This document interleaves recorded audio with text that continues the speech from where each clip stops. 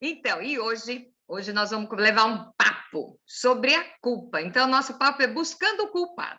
Então, é assim, é sempre legal você jogar a culpa em alguém, né? Jogar a culpa em alguém, terceirizar a culpa é ótimo, porque além de colocar você num pódio, você de santo superior, acima do bem e do mal, alguém é culpado disso. Então, tem duas modalidades de jogar a culpa. Às vezes você joga a culpa em alguém, às vezes você atrai as culpas, né?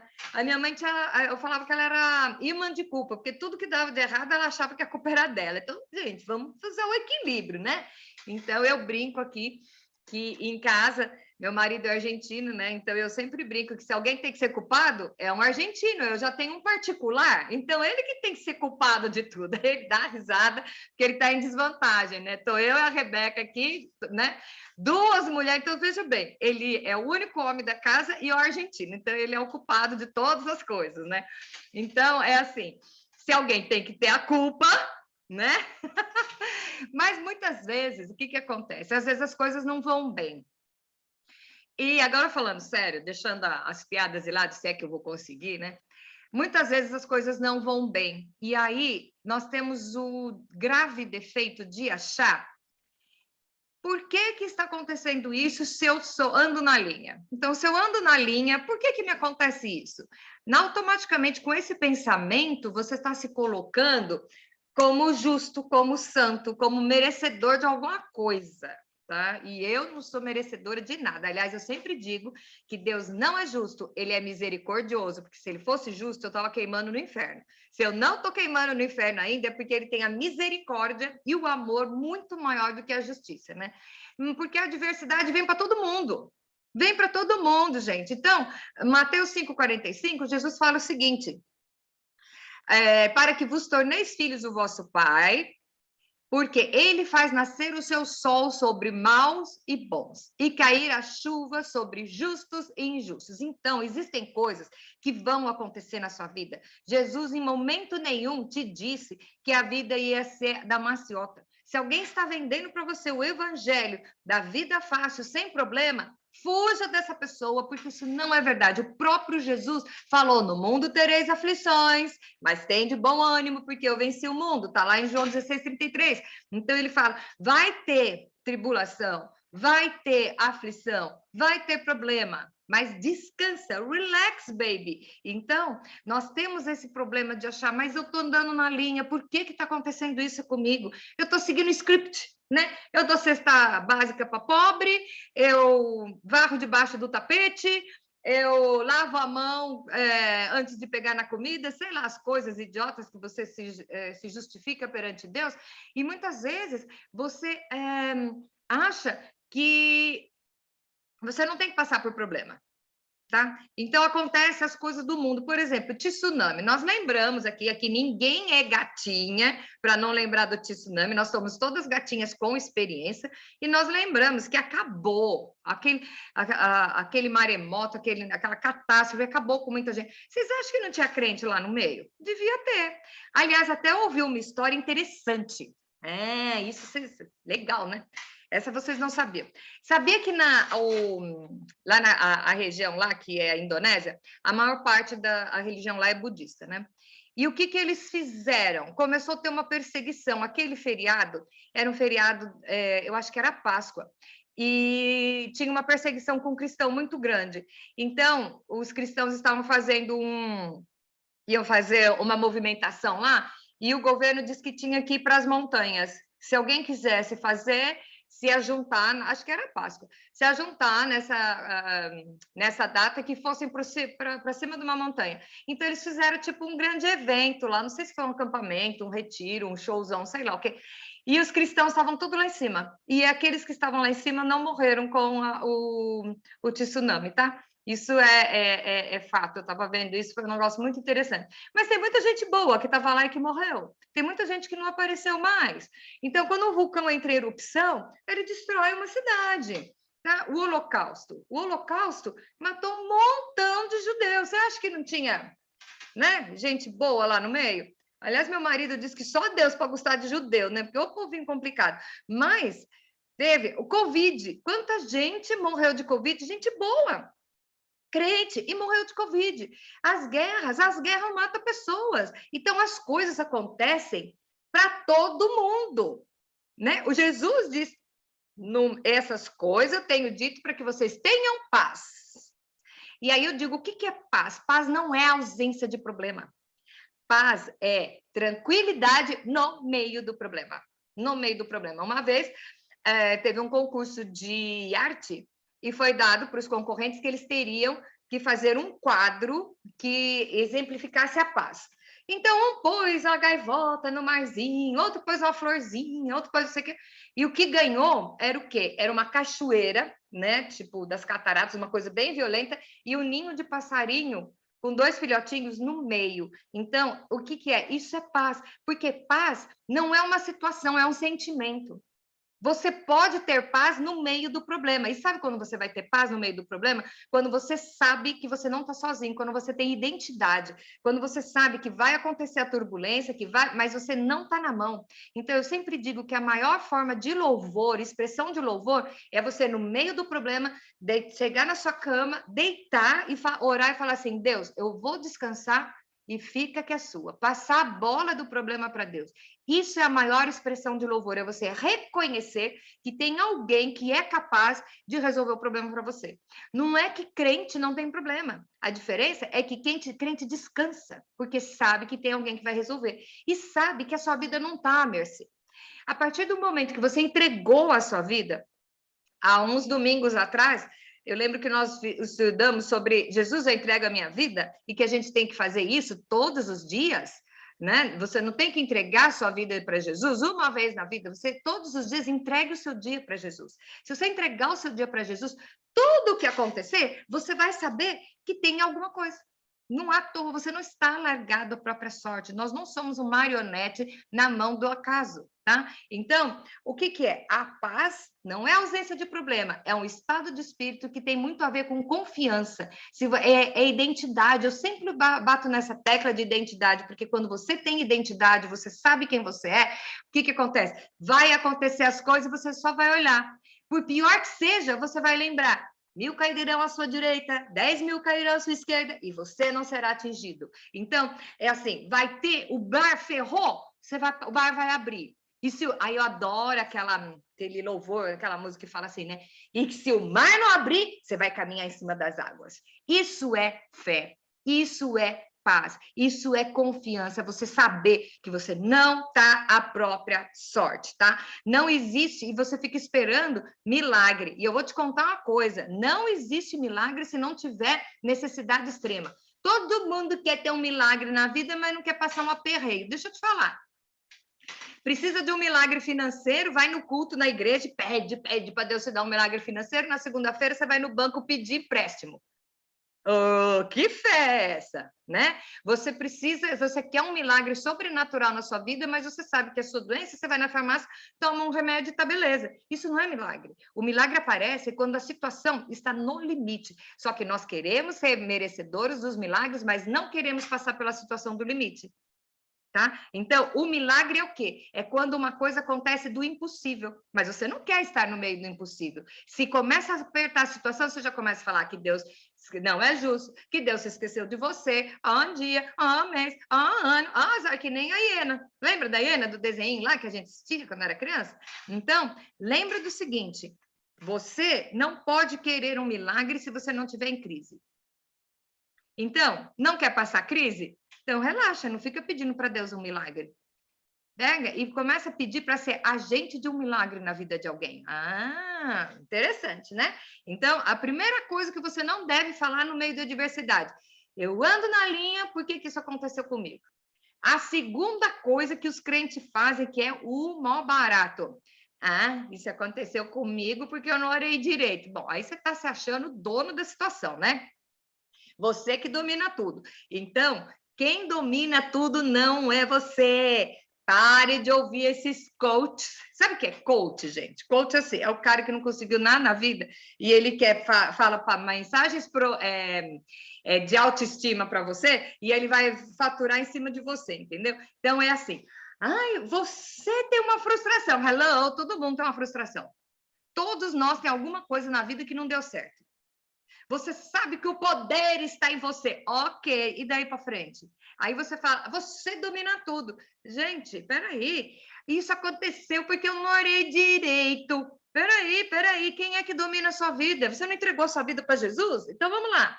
Salmo 103:19. Nos céus estabeleceu o Senhor o seu trono e o seu reino domina sobre tudo. Deus domina sobre tudo. Deus domina a minha vida, a minha entrada, a minha saída, o que vai acontecer. E se for uma desgraceira, Ele está no comando. Se for coisa boa, Ele está no comando, porque eu entreguei minha vida para Ele.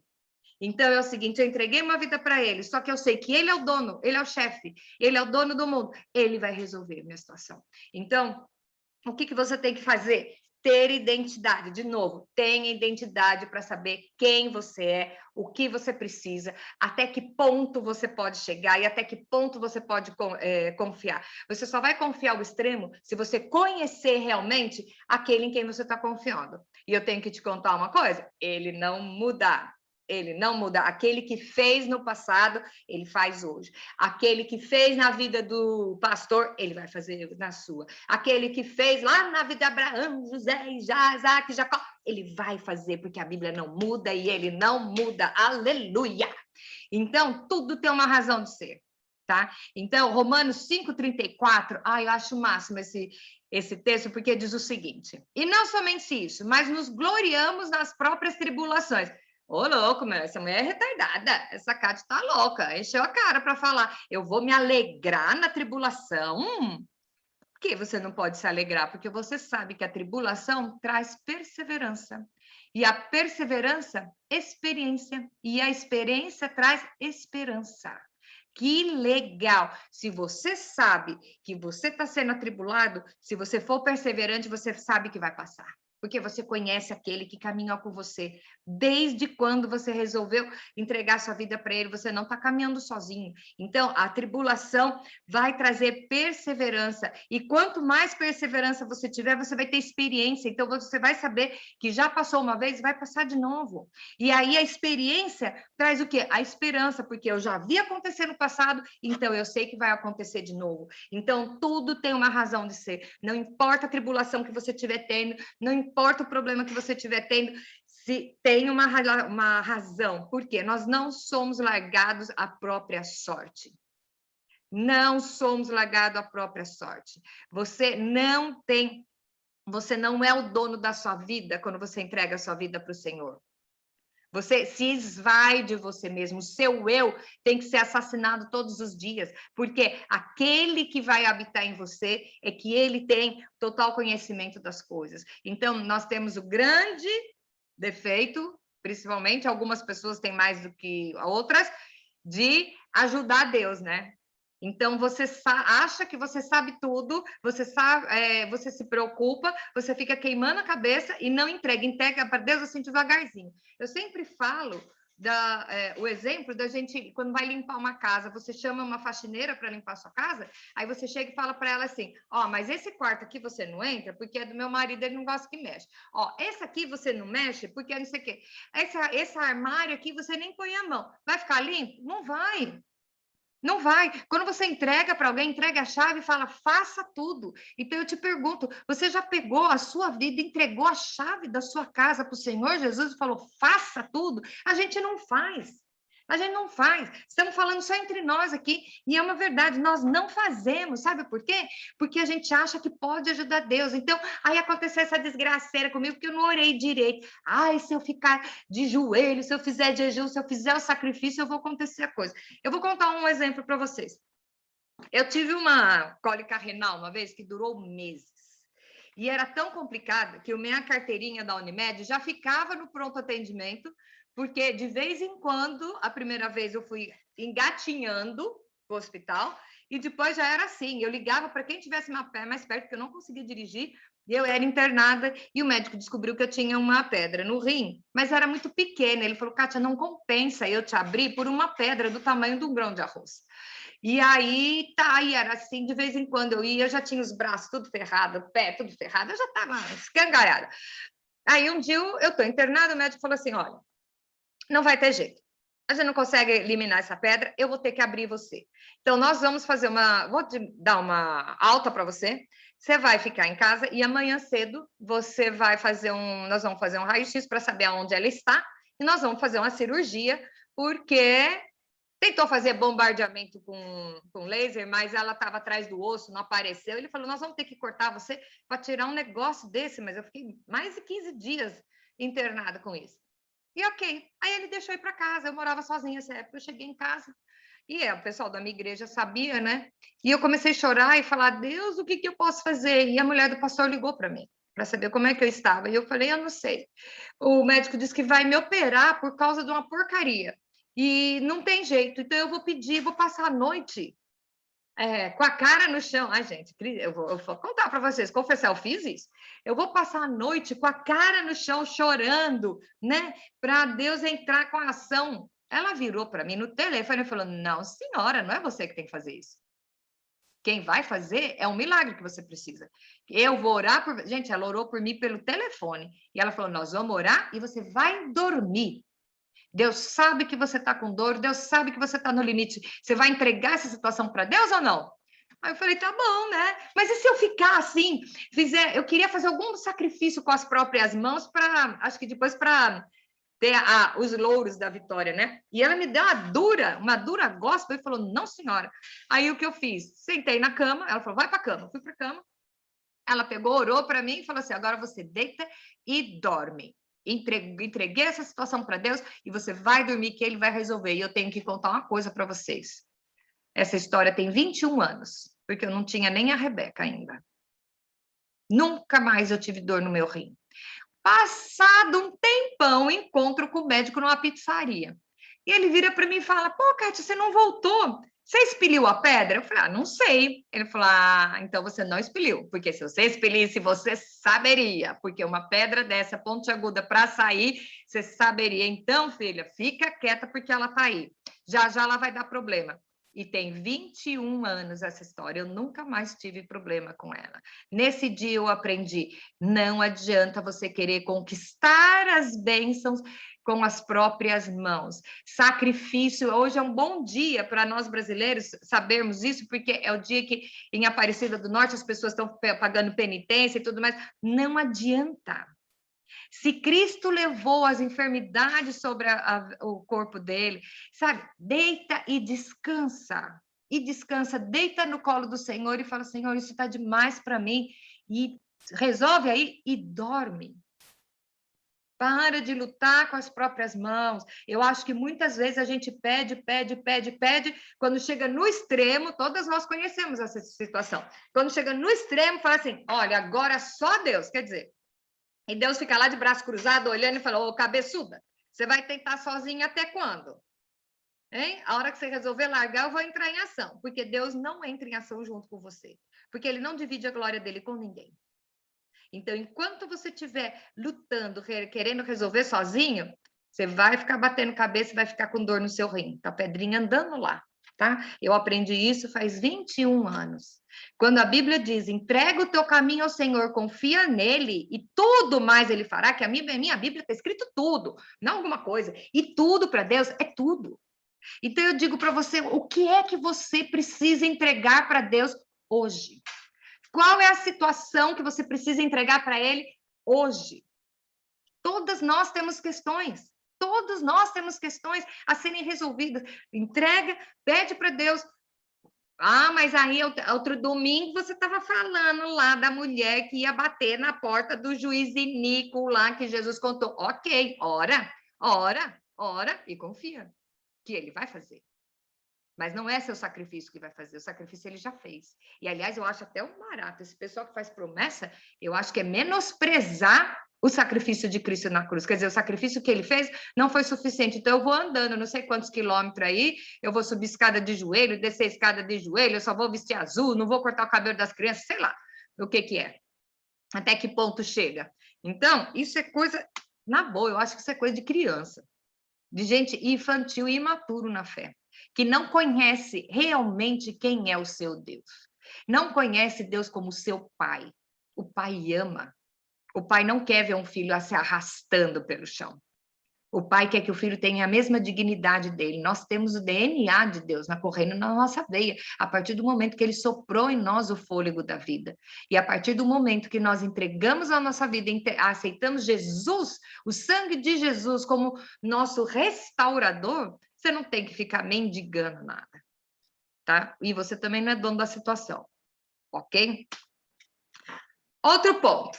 Existe sempre uma razão de ser. Quando você entrega o seu caminho ao Senhor, nada é por acaso, não existe coincidência na sua vida. Hello! Então, nunca pergunte por que eu estou passando por isso. Por que eu estou passando por isso? Pergunte assim, para quê? O que eu vou poder tirar de proveito? Eu sempre digo que de manhã, agora, a minha oração é sempre assim, o que temos para hoje? O que eu vou fazer no dia de hoje? O meu dia me prepara o quê? Eu quero que até o final do dia, esse dia tenha sido abençoado, tenha sido bênção, possa ter sido bênção na vida de alguém. Então, é o seguinte, nós sabemos, vamos lá, Romanos 8:28 diz o quê? Sabemos que todas as coisas cooperam para o bem dos que amam a Deus. E as pessoas param por aí, esquece da vírgula do que vem depois. Aí vem, vírgula, daqueles que são chamados segundo o seu propósito. Então, eu te pergunto, você sabe qual é o seu propósito? Você foi criado com um propósito. Mas você tem um propósito ou você abriu mão dele? Porque o mundo é mais legal, né? Aí eu não quero destoar do ambiente. Então, aí você olha em volta, aí você começa a ver que para de ver Deus em todas as coisas, porque você não tem mais um propósito. O seu propósito agora é ganhar dinheiro, virar Miss Brasil, que mais? Sei lá, tantas coisas, né? Que o pessoal quer.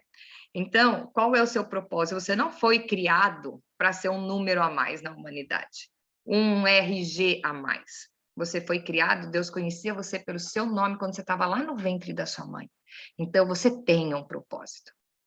Agora, se você vai cumprir esse propósito, ou se você jogou ele fora no meio do caminho, a escolha é sua, você tem o livre-arbítrio, né? O que você fez com o seu propósito? Então, se todas as coisas cooperam para o bem daqueles que têm um propósito, pode estar acontecendo a pior calamidade, você vai tirar proveito disso. Ou vai acontecer um milagre na sua vida. Ou a sua provação vai servir para abençoar outras pessoas.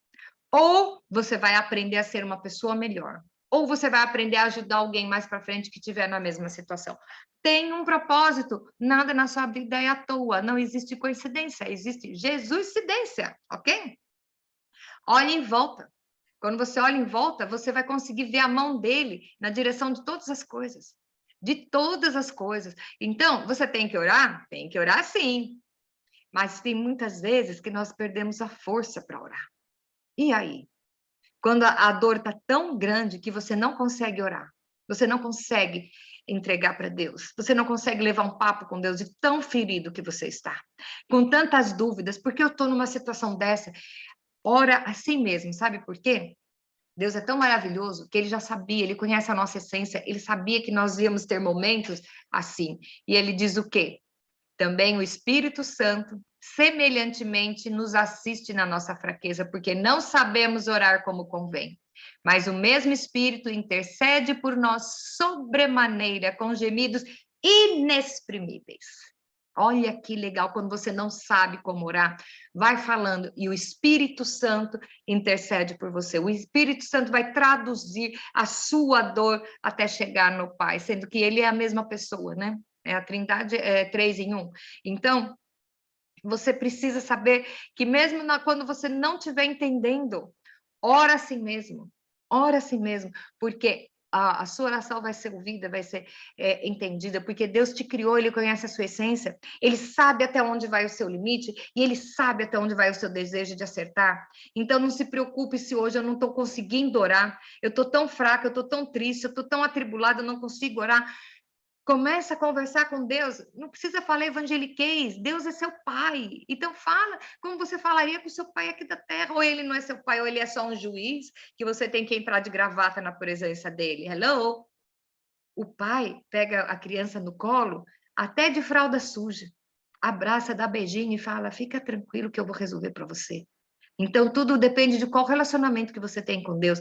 Voltando à identidade, quem você é nesse cenário? Qual é o papel que você está ocupando? Você é um filho amado, tão valorizado, que Deus mandou o filho dele, primogênito, que não tinha nenhum pecado, ele malhou o filho dele numa cruz, porque ele te amou.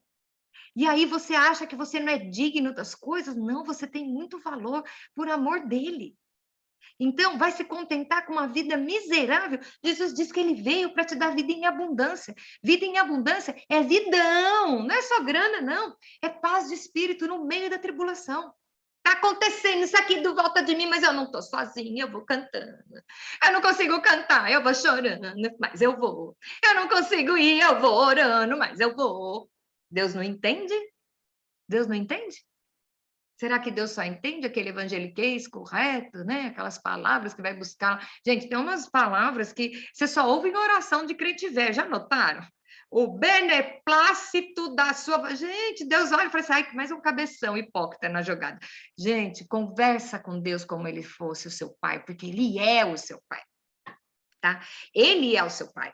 Agora, você vai se portar como filho? É uma opção sua. Você vai usufruir do que ele tem para você? É uma opção sua, tá? Você tem o livre-arbítrio a querer viver no aperreio. Não, eu tenho que sofrer aqui, porque a vitória vem na vida celestial. Eu vou ser feliz só lá na glória, porque que eu tenho que sofrer muito? Cabeção! A vida eterna começou no dia que você teve encontro com Cristo e entregou a vida para Ele. Hello! Sua vida eterna começou ali. Então, para que se sujeitar a ficar sofrendo? Gente, sofrer é uma opção. Como você está falando isso? Você nunca teve problema? Tive e optei por sofrer. E muitas vezes eu tive o problema e optei por não sofrer. Como você pode fazer essa opção de não sofrer? É confiar naquele que falou, porque Deus não é homem para mentir, nem filho do homem para se arrepender. Se ele prometeu que estar contigo todos os dias até a consumação dos séculos, os séculos ainda não se consumaram. Então, quer dizer, ele está falando lá de cima, estou contigo e não abro, minha filha. Ok? Outra situação que nós colocamos, tá? Ah, foi Deus que quis. Eu estou nesse problema porque foi Deus que quis. Aí é uma outra situação. Então, vamos lá. Ah, foi Deus que quis? Você fumou a vida inteira, agora você está com câncer de pulmão. Ah, Deus que permitiu. Não, filho. Nós não podemos desafiar nenhuma lei pré-estabelecida. E eu não estou falando aqui de leis espirituais. Não é porque foi Deus que criou as leis que existem leis que são espirituais e leis que são. Não, peraí. Você reclama que as crianças na Índia estão morrendo de contaminação e diarreia e a culpa é de Deus. Não, é do povo que não investiu em saneamento básico. É uma lei, tá? Se você não cuida, você vai sofrer isso. Então, você fumou a vida inteira, aí você vai ter um câncer de pulmão, é Deus que quis. Não. Você dirige, enche a cara e pega o carro e bate o carro, foi Deus que quis? Não. Você desafiou uma lei. Você não pode desafiar uma lei pré-estabelecida. Sabe por quê? Lei foi feita para ser cumprida. Lei não é sugestão. Sugestão é conselho. Conselho você pode seguir ou não. Lei é lei. Então, como que você vai se portar no meio da adversidade? Você vai ver se a adversidade é uma consequência do que você plantou. Se a adversidade tem um propósito na sua vida, que é aprimorar você, fazer você crescer, evoluir, se é ajudar os outros, ou que você vai pegar e terceirizar toda a culpa para Deus e falar, agora, né, eu sou uma vítima mesmo, não sei o quê. Então, o que acontece? Resumindo, as situações acontecem para todos. O diferencial é como você vai reagir e agir, tá? Vai ter uma tempestade, todos vão passar a tempestade. Se você vai fazer um barquinho ou se você vai morrer afogado, é com você. Tudo tem um propósito. Nada na nossa vida é toa, é coincidência. Se você entregou a sua vida para Cristo, e eu vou falar para você, tem tanta gente na igreja que já entregou a vida para Cristo uma vez. Ah, eu aceitei Jesus como Salvador, ponto. Mas não entregou a vida para Cristo. Entregar a vida, gente, é fazer ele ser o Senhor, porque o Salvador ele já é. Ele é o Salvador na nossa vida, ele já é, você queira ou não. É o fato de você aceitar assim, mas e o Senhor da sua vida? Você entregou a sua vida para Jesus hoje? Hoje você conseguiu orar, falar assim, Jesus, eu entrego a minha semana nas suas mãos, eu entrego o meu dia nas suas mãos. Se você entregar o seu dia na sua mão, dali à tarde, por pior que seja a coisa, você não vai praguejar nem amaldiçoar, porque você entregou para Deus. Então, bom, se aconteceu isso é porque tem alguma razão de ser lá na frente. Você nunca sabe do que você é livre se um dia você levantar de manhã e o pneu do seu carro está furado e você se atrasar. Às vezes você está sendo livre de um acidente lá na frente, de um assalto lá na frente. Então, quando você entrega a sua vida a Deus, você entrega a sua vida para Jesus, ele ser o Senhor do seu dia, todas as coisas que acontecerem, você sabe que tudo está sob o comando dele. Não é mais fácil viver assim? Gente, é mais fácil. É mais fácil. E aí você diz, mas então eu não sei como orar. Quando você não sabe como orar, ora do jeito que você sabe. Porque se a coisa for tão difícil assim, você estiver tão sofrendo que você está orando e não sabe como, você tem um tradutor que é o Espírito Santo, que ele vai interceder por você com gemidos inexprimíveis. Isso é muito legal. Outra coisa, não desafie lei nenhuma. Eu vou contar um segredo para vocês. Você não é a Mulher Maravilha. Se você desafiar uma lei que já foi pré-determinada, você vai se ferrar. Ah, mas Deus pode mandar os anjos do céu. Eu vou pular do prédio, mas se ele não quiser que eu morra, ele vai mandar os anjos me segurar. Ele pode, mas por que ele vai fazer isso? Você foi desafiar uma lei de propósito porque é cabeçuda. Você acha que ele tem obrigação de fazer isso? Não, filha, foi a sua opção. E eu nem estou falando que quando você desafia uma lei da natureza, você vai queimar no inferno. Não, nada disso. Nada disso. Você vai sofrer a consequência da sua desobediência. Porque desafiou uma lei. Lei não é conselho. Lei é lei. Conselho você pode decidir se vai seguir ou não. Lei não tem jeito. Nós temos a lei da gravidade, nós temos a lei da semeadura, nós temos a lei da ação e reação. Quando a palavra é lei, é porque ela não pode ser quebrada nem desafiada. E a maturidade espiritual vem o quê? Como que você sabendo avaliar a causa e o efeito. A maturidade espiritual vai fazer você identificar o porquê que eu estou passando isso. Se eu não encontro uma resposta do porquê, então eu vou ver o para que eu vou fazer isso. É para quê? O que eu tenho para hoje?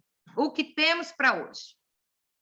Tá? A situação é essa, está caindo uma tempestade aqui e meu barquinho está à deriva. Ok, você tem que decidir quem você vai colocar no barquinho, se você vai ficar remando que nem um doido, ou se você vai botar Jesus dentro do seu barco para ele guiar. Por isso que é importante saber que você não entrega a sua vida uma vez, lá num dia, num culto emocional, chorando, lá, vai lá na igreja, ajoelha, vai entrega a sua vida para Jesus. Não, você tem que entregar o seu caminho ao Jesus todos os dias. Entregar sua vida para o Senhor é saber que Ele está no controle nas coisas boas e nas coisas ruins. Porque todas as coisas cooperam para o bem dos que têm um propósito. E você nasceu com um propósito. E às vezes o propósito que você nasceu não é aquele que você pensa. Às vezes o propósito que você nasceu é algo diferente daquilo que você quer, acredita ou imagina. Mas quando você entrega o seu caminho para o Senhor, você sabe o que temos para hoje, é isso? Ok, então o Senhor quer que eu faça isso com maestria. Faça tudo o que vier à sua mão da melhor maneira possível. Ah, mas eu queria hoje estar lá alimentando a fome de todas as criancinhas da África. Ok, você não pode matar a fome de todas as criancinhas da África, mas você pode comprar um marmitex e doar para uma criança de rua que está aí pedindo no semáforo. Você não pode resolver o problema do mundo, mas você pode resolver o problema de um. O que é que tem na sua mão hoje? Faça com maestria. E chega de noite e contabilize todas as coisas que aconteceram e contabilize se foi para honra e glória do Senhor. Então, a sua vida é o quê? Você é um acidente? Você está largado à própria sorte? Ou você é um projeto de Deus? É isso que nós temos que pensar no meio da adversidade. Quando você tem identidade e sabe em quem você tem crido, quando você sabe que Deus é o seu pai, ele não é o dono, nem o chefe, nem o juiz, nem nada. Quando você é filho de Deus, senta no colo dele, relaxa, que ele não vai deixar você sucumbir. E se por acaso acontecer alguma desgraceira, tem algum fim proveitoso. Porque nós não estamos jogados à própria sorte. E Jesus diz, nós vamos ter aflição. Nós vamos ter aflições. Ele não prometeu o evangelho da maciota em lugar nenhum, só que ele diz o seguinte: tem de bom ânimo, porque eu venci o mundo. Isso quer dizer, filha, estou contigo no lado. Estou com você. Segura aí, que essa eu estou com você. Se tiver ruim, chora aí, que eu te pego no colo e nós vamos junto. Vamos lembrar da historinha lá das pegadas na areia? Senhor, mas no momento difícil eu estava só assim, ô cabeçuda, eu estava com você no colo.